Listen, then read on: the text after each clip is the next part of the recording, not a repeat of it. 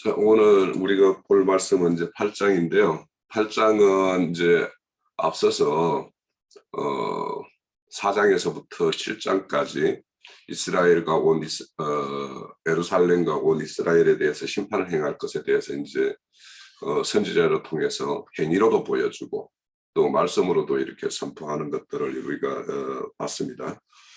그러면 이제 8장에서부터는 왜 하나님께서 이렇게 행할 수밖에 없는가에 대한 그 이유를 선지자에게 이제 보여주는 것이에요. 그래서 첫 번째로 이제 오늘 우리가 보는 것이 너희들이 그 나를 섬긴다라고 하는 그 성전 안에서 너희들이 행하는 것들이 얼마나 가증한 일들을 행하고 있는가 하는 것을 이제 그 선지자를 통해서 보여주고, 지금 장면이 보면 선지자 앞에 장로들이 찾아왔어요.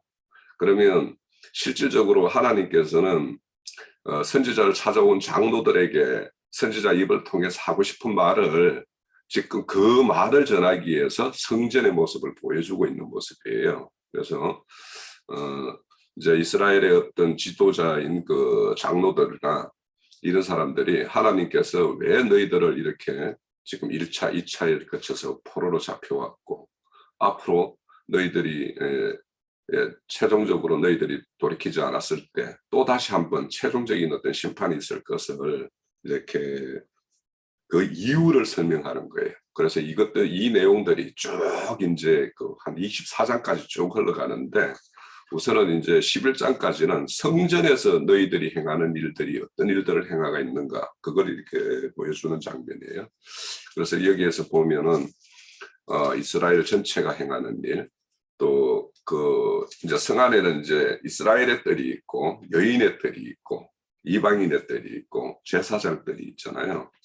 그래서 그 어떤 뜰마다 그들이 행하는 어떤 그런 불의한 일들을 다 이렇게 적시하고 있는 것이 8장입니다. 그래서 8장에서 우리가 하나님이 온전히 거하시는 처소인 그 성전 안에서까지 이렇게 우상 섬기는 일들이 이렇게 행해졌던 이스라엘의 어떤 불의함을 이렇게 고발하는 것이 8장의 모습입니다. 그런 걸 염두에 두고 오늘 우리 형제자매님들이 전가하시는 말씀도 우리가 새겨 들으면 좋을 것 같아요. 자, 그러면 시작을 합니다. 형제자매님들 잘 지내시죠? 저는 이제 에스겔 8장을 보면서 우상이라는 그 출애굽기 20장에 있는 10계명 두 번째 나오죠. 그걸 제가 한번 읽어보겠습니다. 출애굽기 20장.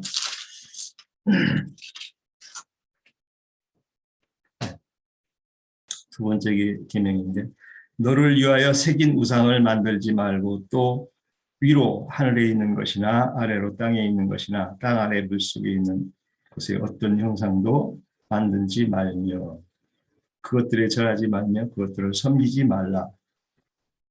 나 네 하나님 여호와는 질투하는 하나님이죠. 나를 미워하는 자는, 이렇게 이제 우상에 대해서 정확하게 이렇게 모세를 통해서 출애굽한 백성들에게 말씀을 주셨는데, 이 말씀을 위반하게 되는 게 뭐 우리가 알다시피 출애굽기 32장 아론의 금송아지 우상을 우리가 이해할 수 있고, 또 이제 가나안 땅에 들어와서 이스라엘 백성들이 그 예루살렘 성, 또 예루살렘 그 성전 안에서 이렇게 벌어지는 일들을 우리가 에스겔을 통해서 이렇게 목도하게 됩니다. 이렇게 그 출애굽한 백성들이 절대 그 조물주이신 하나님만 섬기는 그런 그 자세를 요구하는데, 그 본분을 잊어버리고 이렇게 세상 신에 달려가는 그 신앙 형태를 보면서, 오늘날 우리 믿는 자들이라고 하는 소위 이제 기독교인데, 그 기독교에 실제 나타나는 그런 우상들은 물질적인 그런 우상은 없죠. 이제 우리 이방인의 시대 때는 보면은 에, 영적인 우상들인 그 사역자들의 우상이 이렇게 에, 대두가 되는데 참 그분들이 그 예수님만 구속되고 십자가의 그 구속으로 인해서 그 은혜의 그 신앙을 한다고 하지만 실제 내용으로 들어가면은 세상신을 바라고 세상 것을 추구하는 그런 그 우를 범하고 있는데 이것이 이제 그 지도자라고 하는 사역자들의 증거가 그렇게 이제 타락된 그 세상 것을 구하고 하나님 말씀을 가지고 변질된 그런 신앙으로 가게 하는 우상들이 되어버렸다는 거죠. 저도 참 이렇게 그 십계명을 이렇게 우리가 이제 기독교에서도 이렇게 양쪽으로 접어가지고 이렇게 가지고 다니면서 그 십계명을 아주 달달 외웁니다. 근데 그 십계명 안에 있는 계명들을 실제 내용으로 보면 다 어기고 있어요. 그러면서도 너무도 예수님을 잘 믿는다고 본인들이 착각하고 있고 또 그것이 자기네들이 믿는 것이 바른 신앙이라고 이렇게 그 세뇌되어 있다는 게 참 놀랍습니다. 참 어떤 사역자가 우상이 되고 그 사역자의 그 추구하는 바가 결국은 이제 말씀을 통해서 세상 것을 추구하게 하는 이런 그 견질로 이렇게 우리 신앙 체계가 타락했다는 거죠, 기독교가. 그래서 뭐 이제 우리가 서신서에서도 사도들이 그 바울 사도를 통해서 여러 가지 그 서신서에 많이 제기되고 있는데 뭐 갈라디아서도 그렇고 뭐 술수, 분쟁, 강짓는 거, 불리함, 이단이라고 이렇게 갈라디아서에서 증거하고 있고 골로새서 3장 5절 9절로는 음란, 사욕, 탐심 이런 것들이 이제 우상이라고 개인적으로는 이게 증거가 되고 있고 그런데 이런 뭐 이 서신서들을 우리 기독교에서는 충분히 잘 이해하고 있습니다. 근데 이것을 이제 어떤 개인적인 신앙관으로만 정의해서 육적으로는 육적인 그런 그 우상으로 개인이 이렇게 세상을 탐하고 이런 건 개인적인 것을 이렇게 요구를 시키는 건 가리킴들은 많이 있습니다. 그런데 실제 어떤 그 신앙생활에서의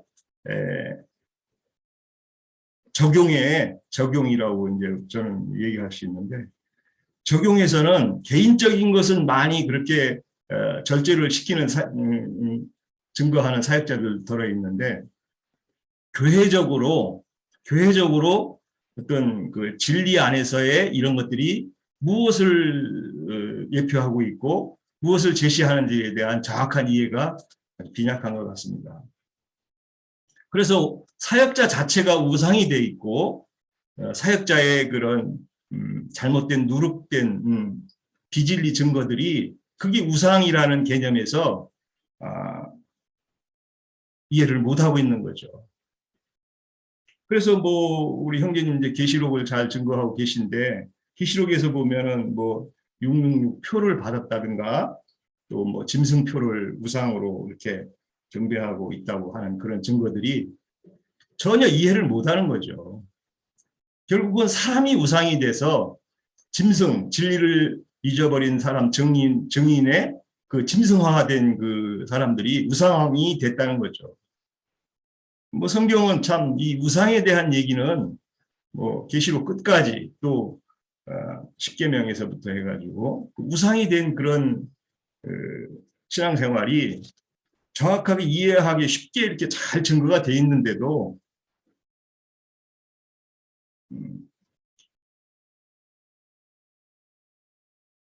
어떤 물질적인 우상을 자기네가 안 하는 걸로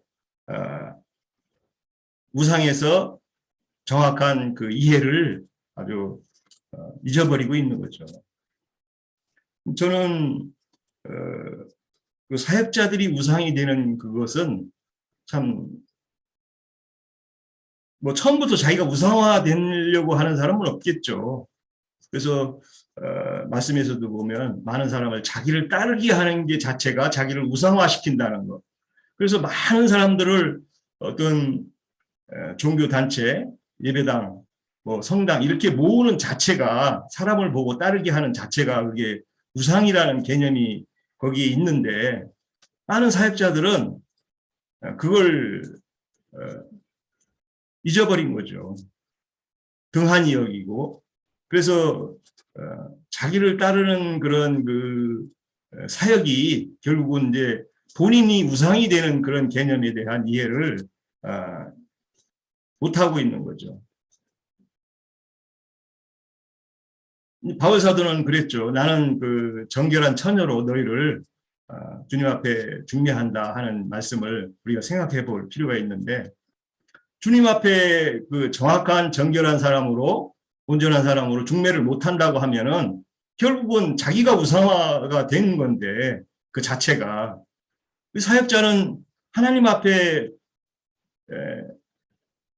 자기도 서야 되지만 자기가 증거하는 말씀을 통해서 그분들 그 같이 그 신앙하는 분들을 같이 주님 앞에 드려지는 그런 제물이 되게 하고 정결한 사람으로 서게 해야 되는 그런 목적이 있는데 그 목적을 잊어버린 어떤 사역은 결국은 우상화가 필수적으로 된다는 그런 개념이 초래되는 거죠. 이런 우리 저희 금기는 묻는 집의 증거들을 들으시는 혹 사역자들이 있다고 하면은 과연 자기가 그런 그 증거와 사역을 통해서 하나님 앞에 분명하게 쓸 수 있고 드려지는 사람으로 세울 수 있는 사역자인지를 다시 한번 자기를 돌아보는 그런 시간이 있었으면 좋겠습니다. 마치겠습니다. 예, 지난주 제가 빠졌고 2주 만에 뵙습니다. 오늘 에스겔 8장에서는 하나님께서 계속 에스겔 선지자를 통해서 이스라엘 백성들의 그 심판에 대해서 그동안 계속 이제 말씀해 오셨고, 오늘은 우리 홍영경님이 말씀하셨듯이 이스라엘 백성들이 그렇게 이제 심판받을 수밖에 없는 그 이유를 이제 또 보여주시면서 그렇게 또 계시를 받아 나가는 그런 내용입니다. 오늘 1절에 보면 여섯째 해, 여섯째 달 초다세라 그랬는데 이건 이제 포로된 기간이 그만큼 지난 이후죠.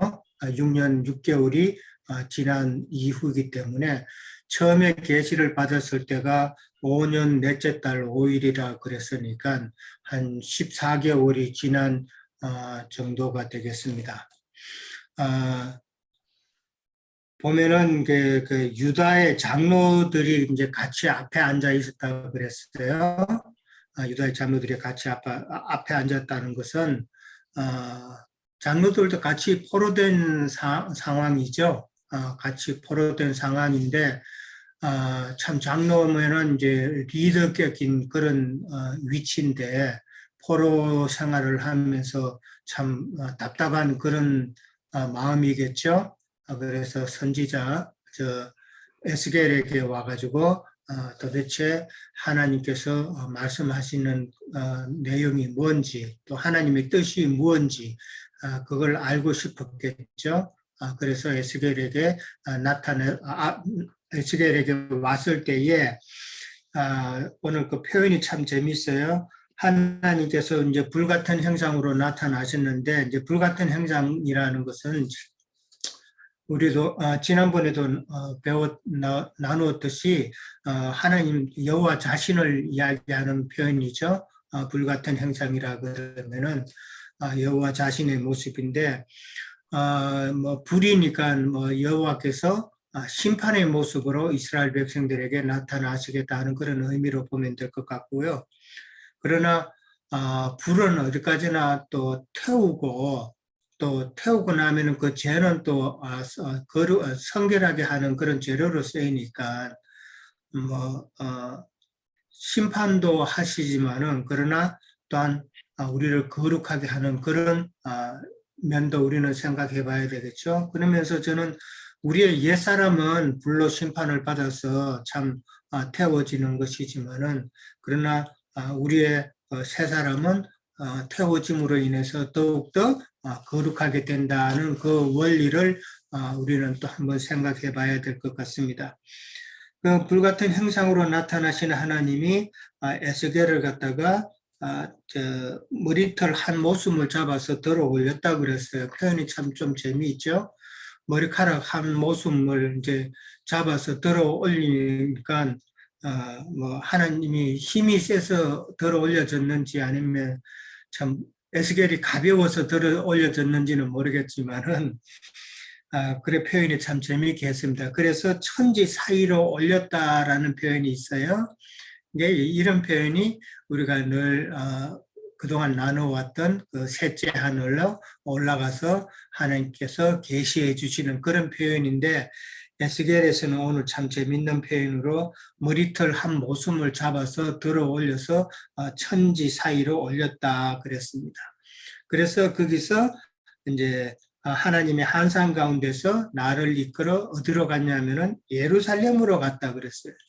지금 에스겔 선지자와 다른 장로들은 지금 바벨론 포로로 지금 바벨론에 있는 상황이잖아요. 근데 환상으로 어디를 데리고 가냐면은 예루살렘으로 이제 이끌어 가셨다. 이제 그렇게 말씀을 하셨죠.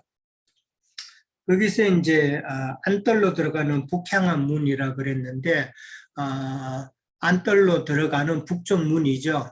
북쪽 문으로 가서 거기서 거기에는 질투의 우상, 곧 질투를 일어나게 하는 우상의 자리가 있는 곳이라고 그렇게 했습니다.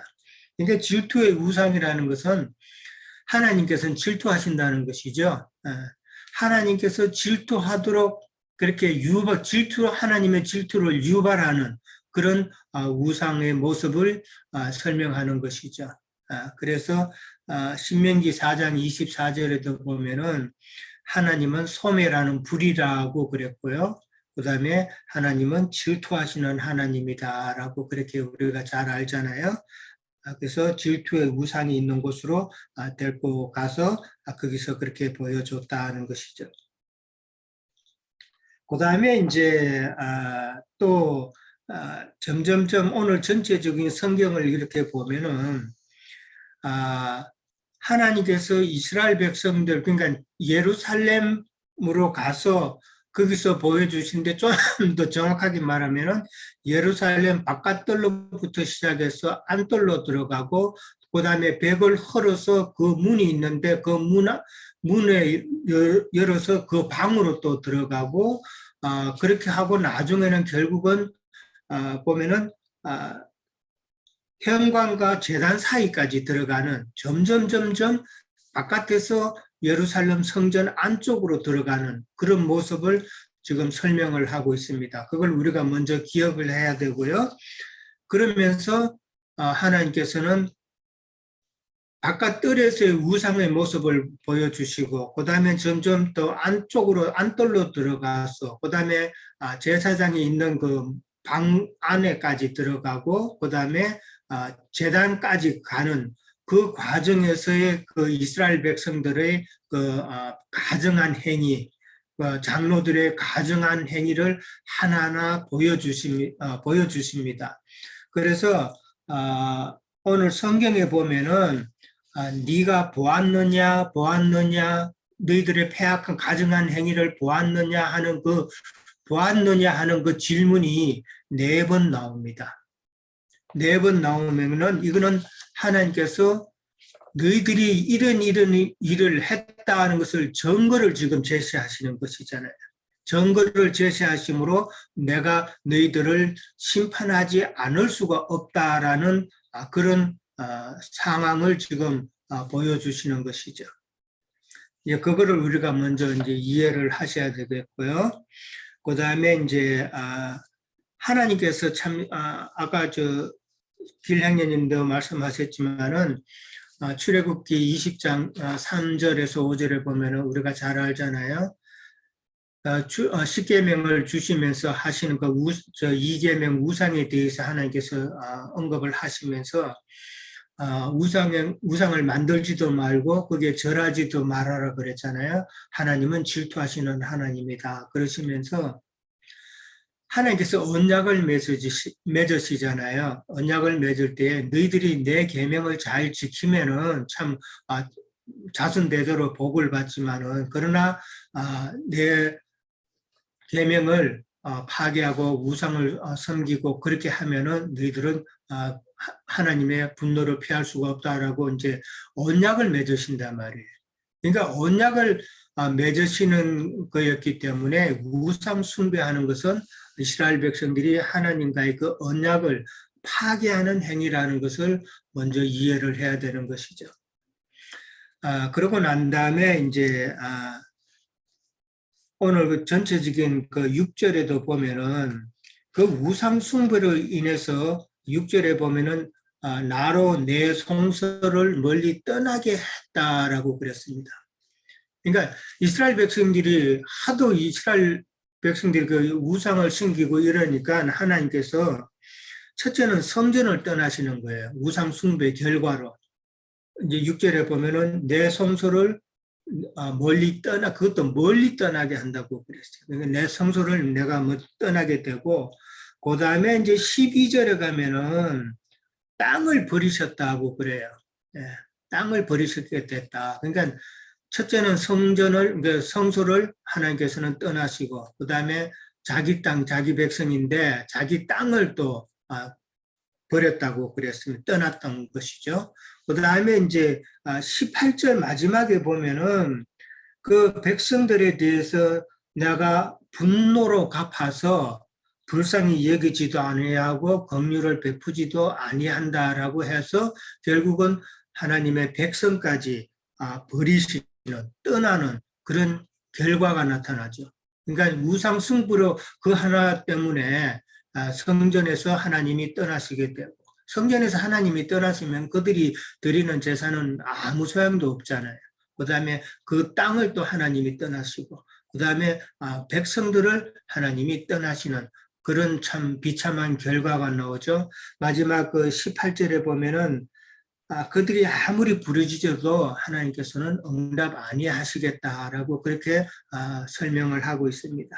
그러니까 우상 숭배, 그 우상이 얼마나 참 가증한 일인가, 하나님 앞에서는 참 견딜 수 없는 그런 일이다라는 것을 우리는 다시 한번 생각해 봐야 되겠습니다. 그 다음에 이제 점점 아까 이제 처음에 그 바깥뜰에서부터 시작해서 이제 안뜰로 들어가고 그 벽을 허물고 거기에 나타난 방으로 또 들어가고 그 다음에 제단까지 들어가는 그 과정을 설명을 했습니다. 그거와 마찬가지로 하나님께서 또 표현을 하시는 것이 큰 가증한 일을 보이리라고 이렇게 또 말씀을 하십니다. 큰 가증한 일을 보인다는 말이 좀 세 번을 나오거든요. 처음에는 이제 북쪽 문에 그 안뜰로 들어가는 북쪽 문에 그 우상을 이제 보게 하셨고, 그 다음에 6절에 보면은 다른 큰 가증한 일을 보이리라 하시면서 어떤 그 내용을 보여주시냐면 각종 벽에 우상이 있고 그다음에 70인 장로들이 또 나오고 그다음에 각종 곤충과 가증한 짐승들이 그렇게 나오는 것이 보입니다. 이게 이제 우상 숭배하는 그 내용을 그렇게 한 것이죠. 보여주신 것이고, 그 다음에 또 13절에 가면은 다른 큰 가증한 일을 또 보인다라고 해서 점점점 이제 안으로 들어가는 거예요. 그러면서 단무스를 위하여서 애곡한 이스라엘 백성들을 하나님께서는 보여주셨습니다. 그 다음에 이제 15절에 가면은 이보다 더 큰 가증한 일을 보리라 또 그렇게 또 말씀을 하십니다. 그러면서 가장 큰 가증한 일이죠. 현관과 제단 사이에서 이스라엘 백성들이, 그 다음에 그게 25명이라 그랬어요. 이 25명은 24반열의 제사장과 대제사장이 아닌가, 그래서 25인이 아닌가 그렇게 생각을 하는데, 그 자들이 하나님 앞에 드리는 그 성전에서 바로 태양신을 섬기는 아주 큰 가증한 일을 지금 하고 있다라고 그렇게 지적을 합니다. 그러니까 갈수록 진짜 태산이죠. 점점점 뭐 바깥들에 있다가 안쪽으로 점점점 더 들어가면서 그들의 가증한 일도 점점점 더 커지는 거예요. 참 이게 한번 뭐 죄를 저지르면은 제가 죄인 줄도 모르고 우상이 우상 숭배인 줄도 모르고 점점점 깊게 들어가는 그런 우리 인간의 속성이 아닌가 이제 생각을 해봅니다. 다른 자세한 것들은 우리 홍행자님께서 그 자료지를 뭐 잘 해놓으셨던데 거기를 보시면 될 것 같고요. 그 다음에 이제 제가 또 드리고 싶은 것은 참 그 담무스를 위해서 애국했다라는 이 말이 저는 좀 자료를 보면서 공부를 했는데 이 담무스가 그 니무롯의 아들이잖아요. 니무롯의 아들이고 참 좀 뭐든지 번성케 해주는 생산의 신이로 이제 바벨론에서는 이제 초항이 되고 또 신은 바벨론 사람들이 섬기고 했는데 이스라엘 백성들이 바벨론에서 섬기던 우상 숭배의 그 모습을 나중에 또 이스라엘로 포로 다시 되돌아간 다음 이후에도 계속 이 행습을 우상 숭배의 행습을 계속했다는 것이죠.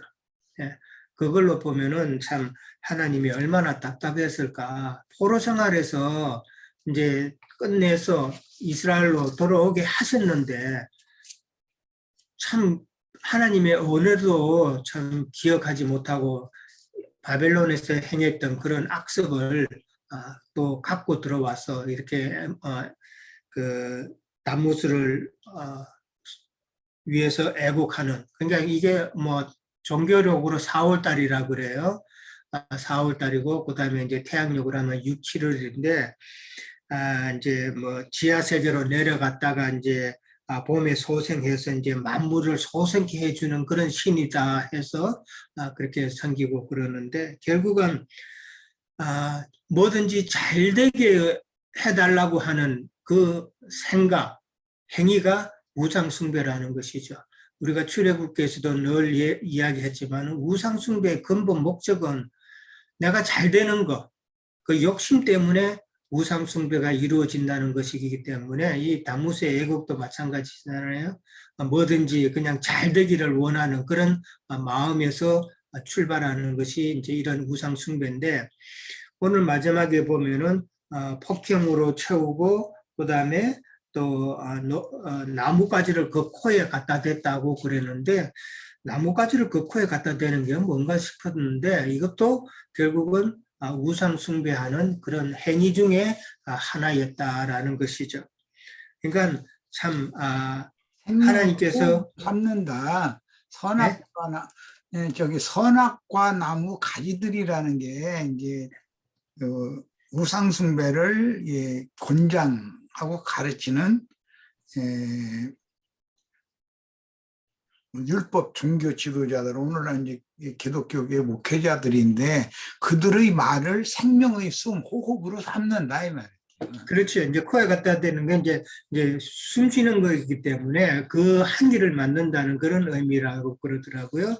그 향기가 이제 뭐 행전님 방금 말씀한 선악과 나무이기 때문에 선악과 나무는 말씀을 비교했을 때 생명의 말씀이 아니라 참 비진리의 말씀을 호흡한다는 그런 의미로 보면 될 것 같습니다.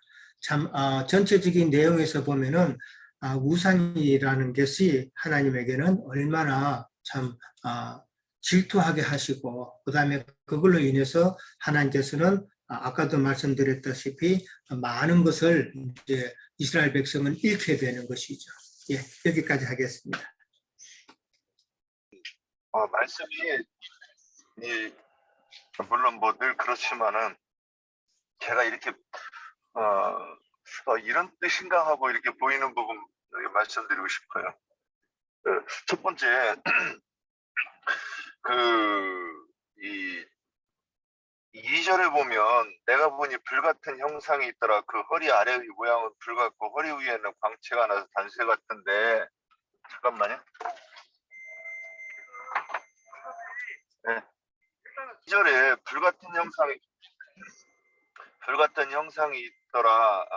그 허리 아래의 모양은 불같고 허리 위에는 광채가 단쇠 같은데, 그래서 이 부분을 제가 좀 이제 찾아봤으면 좀 좋았는데 이게 찾아보질 않았으니까, 그래서 이 부분을 어떻게 이해할까, 이 부분을 가지고 한번 봤어요. 근데 그 부분을 그 오바댜서 1장 18절로 이렇게 보면 이게 그 야곱 족속을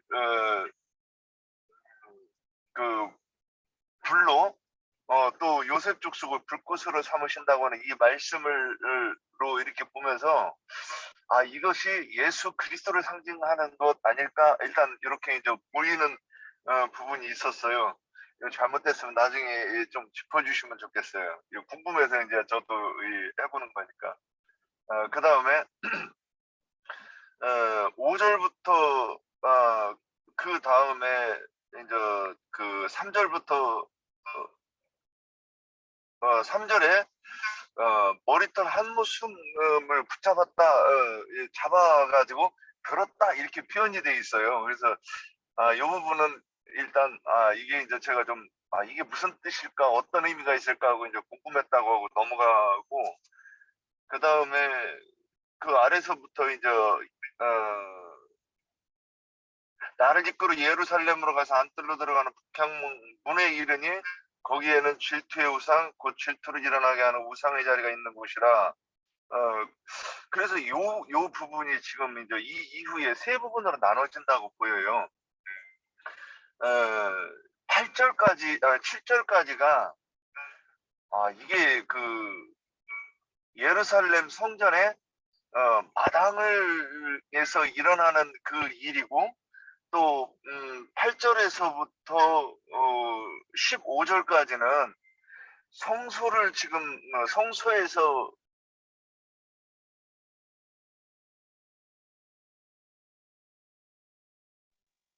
지금 모습으로 그려진 것이고, 또 그 16절부터는 쥐성소에서 있는 어떤 모습을 지금 이렇게 그리는 것인데, 이스라엘 백성들이 자기들의 그 종교 생활을 이제 하는 것이라고 이렇게 저는 이렇게 보였어요. 근데 이게 어떻게 되느냐? 우리가 그 출애굽기나 이런 데서 볼 때 마당에서 그 제사를 드리는 것과 그 다음에 거기서 그 다음에 혼을 상징하는 성소에서 드리는 모습은 마당보다 더 하나님 앞으로 더 나아가는 모습이고, 또 지성소에는 법궤가 안치된 모습으로 여호와께서 계시는 곳을 상징하는데, 여기는 거꾸로 이제 가면 갈수록 더 어떤 더 타락한 모습을 더 보여주는 것으로 이렇게 보이지 않았나 싶어요. 그래서 마당에서보다 성소에서 모습이 더 거룩해지고 정결해지는 것이 아니라 더 타락하고 한 모습으로 그리지 않았나. 그 다음에 그 결과로 인해서 지성소의 모습은 또 더 타락한 모습으로 이렇게 그려지지 않았나. 그래서 법궤 대신에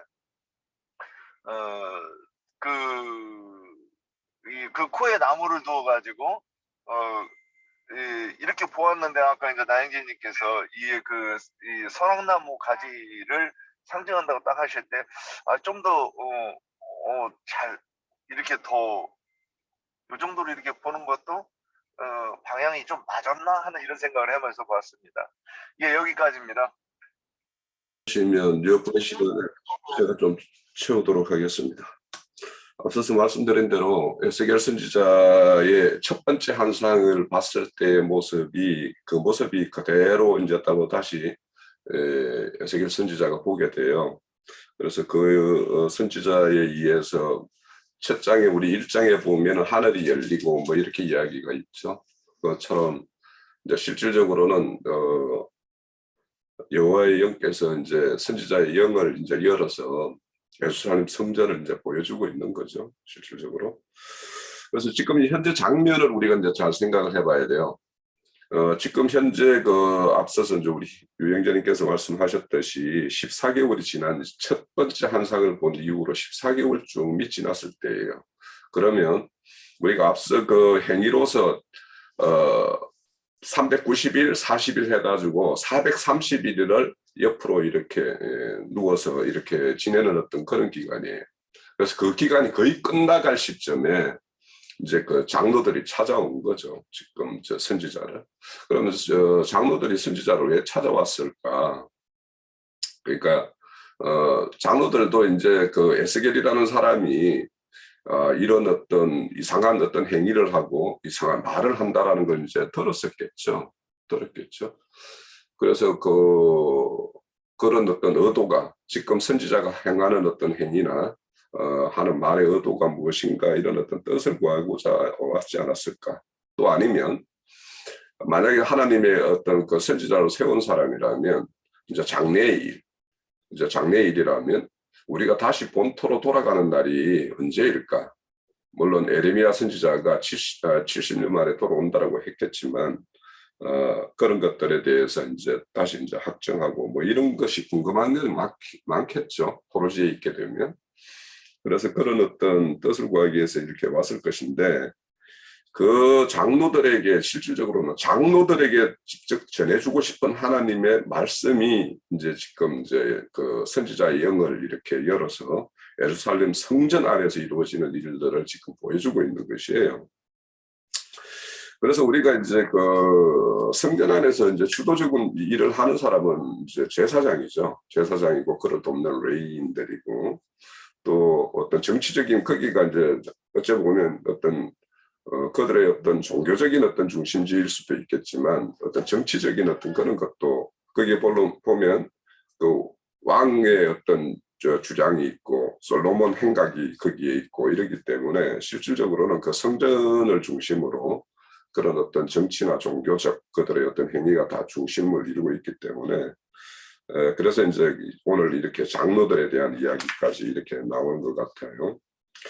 그래서 우리가 이제 앞서서 보면 우리가 7장의 그 26절에 보면 선지자의 묵상을 구하나 헛된 것이며 제사장의 율법이 없어질 것이요 장로는 책략이 없어질 것이요 왕과 고관은 놀라고 이렇게 될 것이다. 뭐 이렇게 앞서서 말씀이 있고 다른 선지서에 보면 큰 자에서부터 작은 자까지 모두 이렇게 하나님을 배역하고 했다라는 어떤 그런 그 선지자들의 어떤 그런 고발이 있어요. 그렇다면 이게 이런 어떤 그 썩는 거는 뭔가 부패되는 거는 위부터 시작을 해서 그게 쭉 아래로 이렇게 흘러가는 면이 있죠. 대부분은. 그래서 이제 예루살렘 성전 안에서 이런 어떤 부의한 행위를 하는 것을 이렇게 본 사람들은 저분들도 저렇게 하네?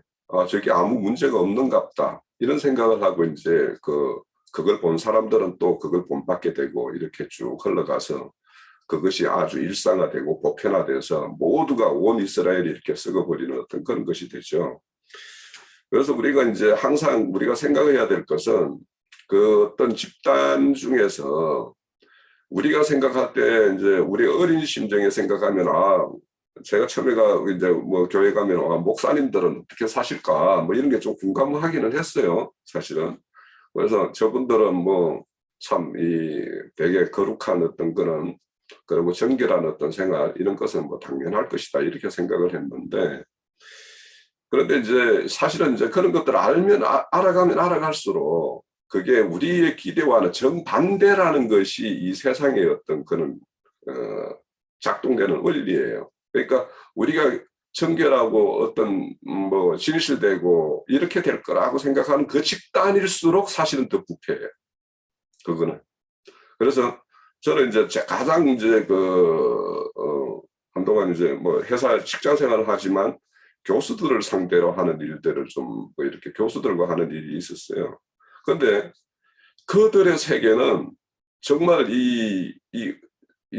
그냥 어떤 직장에서 어떤 소유주와 근로자의 어떤 사이 그 이상이에요.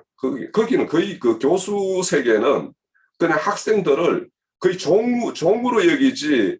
그래도 저기 노사관계는 그래도 서로 윈윈할 수 있는 어떤 그런 것이 있기 때문에 그래도 일하는 사람이 잘해줘야지 내가 또 큰 이익을 얻을 수 있고 이렇지만 교수 세계는 그게 아니에요. 학생들을 졸업하고 가면은 얘들이 뭐 나와 별 상관없을 수도 있고 또 만약에 제자라고 찾아오면 또 어떻게 저들을 이용할까 하는 생각을 하지 다른 생각 없어요, 교수들은.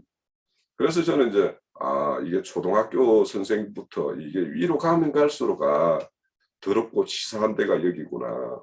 그 사람들 연구 논문 뭐 어디 그 국책까지 하나 달라고 그렇게 수작 부리는 것들 보면은요, 이 기업체들이 뭔가 일거리 하나 달라고 하는 그거에 훨씬 정말 지저분하고 그런 일을 다 해요.